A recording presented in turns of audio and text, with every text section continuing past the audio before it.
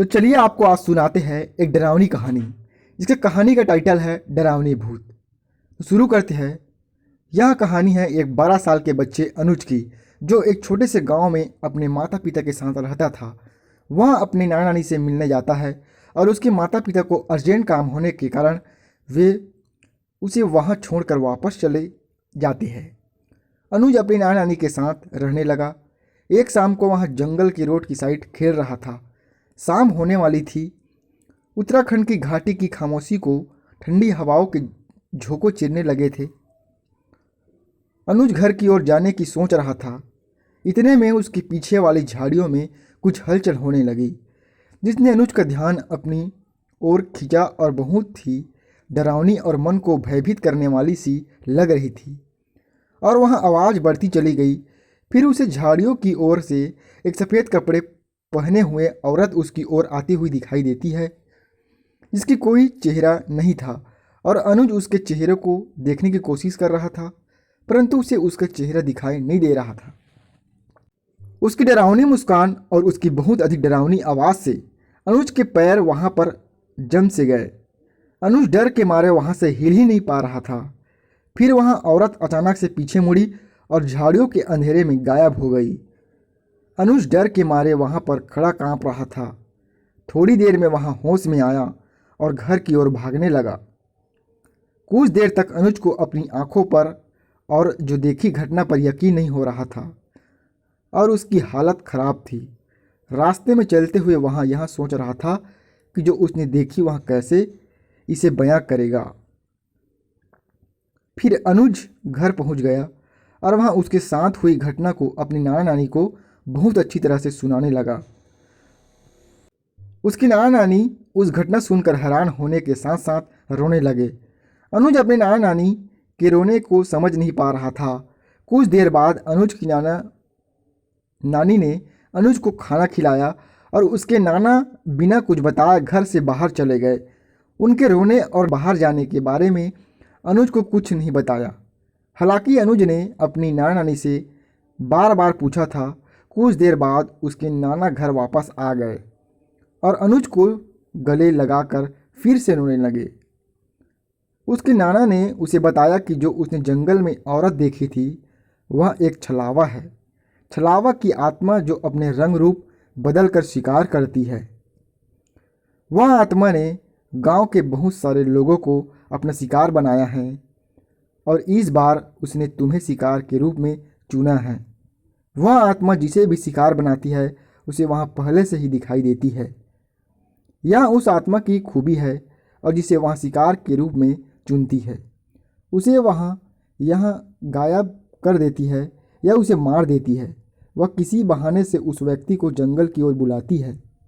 फिर उस व्यक्ति के साथ क्या होता है किसी को मालूम नहीं है और आज तक किसी को मालूम भी नहीं लगा है। जो व्यक्ति आज तक उस आत्मा की नज़र में आया है वह बच नहीं पाया है और अनुज उसका अगला शिकार होने वाला है। अनुज के नाना फुट फुट कर रोने लगे और वह अपने अंदर साहस पैदा करके अनुज को कहने लगे कि बेटा तुम्हें डरने की कोई आवश्यकता नहीं है, क्योंकि मैं पास के एक तांत्रिक से लोबान लेकर आया हूँ जो आपकी बुरे साए से रक्षा करेगा।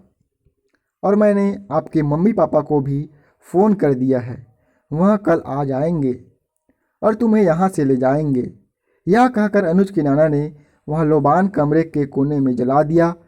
लोबान जलाने के बाद अनुज के नाना ने कहा कि कमरे के अंदर जाने की कुछ भी हो जाए पर दरवाज़ा नहीं खोलना है।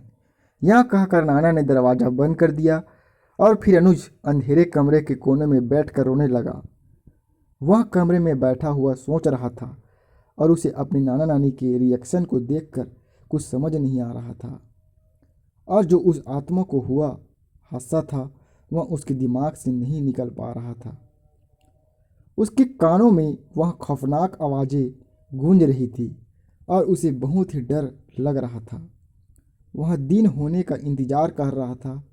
उसके ठीक 2 घंटे बाद दरवाज़ा खटखटाने की बाहर से आवाज़ आई, अनुज बेटा, अनुज बेटा, अब तुम बाहर आ सकते हो। अनुज बेटा, अब खतरा टल गया है, तुम बाहर आ सकते हो। अनुज बात को ध्यान से सुनने के लिए दरवाजे के पास चला जाता है। फिर उसे नाना की बताई हुई बात याद आ जाती है कि कुछ भी हो जाए परंतु गेट नहीं खोलना है। इतने में ही उसके कमरे में से बहुत गंदी बदबू आने लगती है। फिर उसने अचानक से पीछे मुड़कर देखा तो वहां बदबू उसी लोबान से आ रही थी।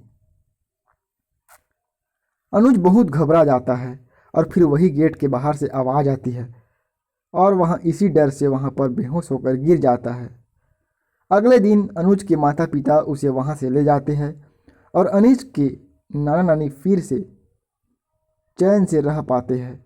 उन्हें ऐसा लगता है कि वे अनुज को मौत के मुंह से बचा लाए हैं। अनुज के साथ घटी उस घटना के बाद लगभग 1 साल बीत जाता है। अब अनुज उस सदमे से बाहर निकल चुका है, लेकिन वह फिर कभी अपने नाना नानी के पास नहीं जाता। हालांकि उसका अपने नाना नानी से गहरा लगाव है, परंतु उसके घर वाले मानते हैं कि वह अभी तक पूरी तरह से ठीक नहीं है। इसलिए अनुज के पिता गांव जाकर वहां लोबान लाते हैं जिसे उसके नाना अपने घर पर जलाया करते थे। अनुज के पिता इसे अपने घर में प्रतिदिन सुबह जलाते हैं।